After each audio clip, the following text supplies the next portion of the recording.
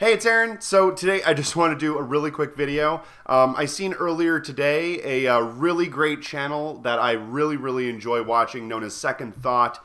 Released a video talking about whether or not the state is our enemy. And if you haven't seen that video, definitely go check it out. I'll leave a link to it in the description box below.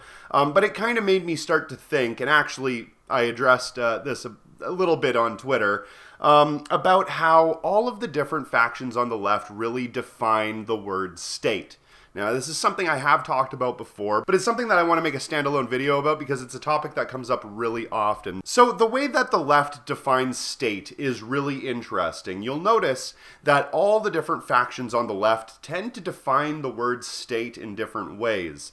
For instance, anarchists, like myself, usually consider a state to be a top-down hierarchical structure that imposes its will upon the people and has a monopoly on force.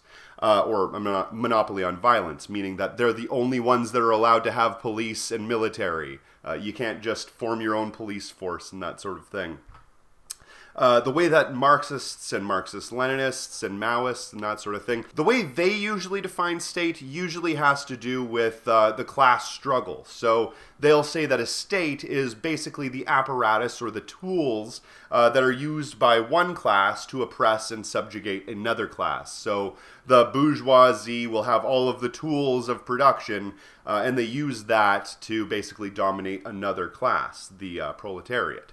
And then you also have liberals or conservatives, classical liberals, people that believe in liberal democracy in the old-fashioned sense, and they basically see states and statism and all of that as just a way to organize people. They see it as nothing more than just a regular government, which it's not. It's a system of domination. Marxists and anarchists both see that it's a system of domination. But people that are in favor of liberal democracy, they don't see it that way. They just simply see it as a governing body. Now, most anarchists will say that they are anti-state and anti-government.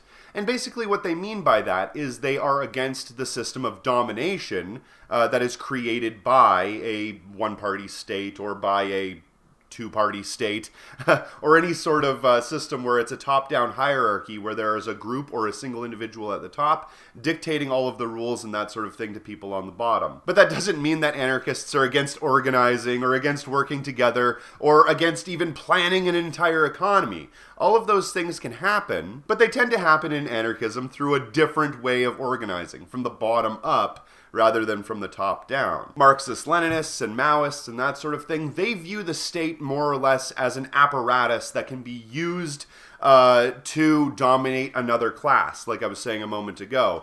So it's actually the tools of the state that they're kind of more or less talking about. The military, the schools, the police force, all of those bits and pieces that work together to form the state. And they believe that they can take those tools and those systems and that sort of thing and actually use it against the capitalists. If they're able to seize control of the state, then they can use the tools of the state to take down the capitalist class and eventually allow for the withering away of the state and allowing it to just dissolve. Now, obviously, anarchists don't believe that this is actually possible. Most of us don't believe that the state will naturally just wither away on its own because you put socialists in power. Obviously, we understand that you have to constantly fight to destroy the state and to make it not wither away but crumble. Because if you don't, then the people that take control of that state will essentially try to just hold on to state control for themselves. The means you use to obtain your object soon themselves become your object, like I've said in the past. And also, it's a bit of a misnomer to assume that the anarchists wouldn't want to also use different parts of the state to basically overthrow capitalism. For instance, a lot of Marxist-Leninists or Maoists or socialists, whatever, are under the impression that anarchists are pacifists and they wouldn't use a military. And that's not the case at all, actually. Anarchists are not pacifists. Some are. Anarcho-pacifists are. But most anarchists are realistic about this sort of thing. And we understand that if there is to be a violent overthrow of the government, not that I want such a thing, but if there is to be one, then you are obviously going to need control of a military. and we just believe in organizing the military in a different way. Like I said, from the ground up rather than the top down. The soldiers, and trust me, I've talked to a lot of them, they agree, they would more rather nominate someone to be their leader out of a group of people that are qualified rather than just having some fresh face out of the academy coming down and telling them to march into dangerous situations without having any real world experience. Just like any other workplace, the people that are actually working there probably know the job that they are doing better than people that aren't working there, if you understand my meaning.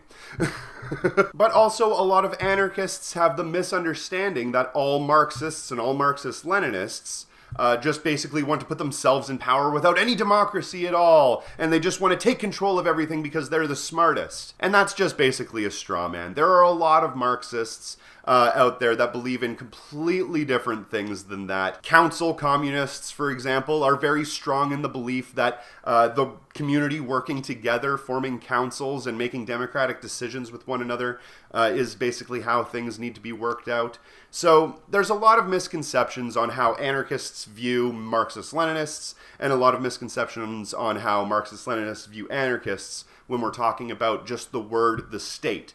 So whenever somebody says the state, I immediately put up my ears and say, well, it depends on what you mean by the state, because we all think that it means different things.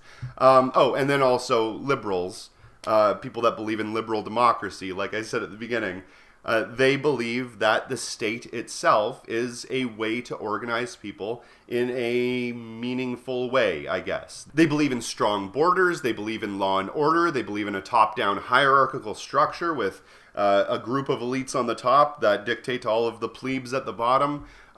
That's basically what the people that believe in liberal democracy are fine with. They believe that the state is just a natural thing. It's always existed to a lot of them, and it will always exist as far as they're concerned. For them, most of the time, government and state are used as synonyms, right? And for anarchists, we don't really use government and state as synonyms. Some people do. Some people in anarchist circles even say any kind of government is bad, but it, again, depends on what they mean by government, because they usually have no problem with organization.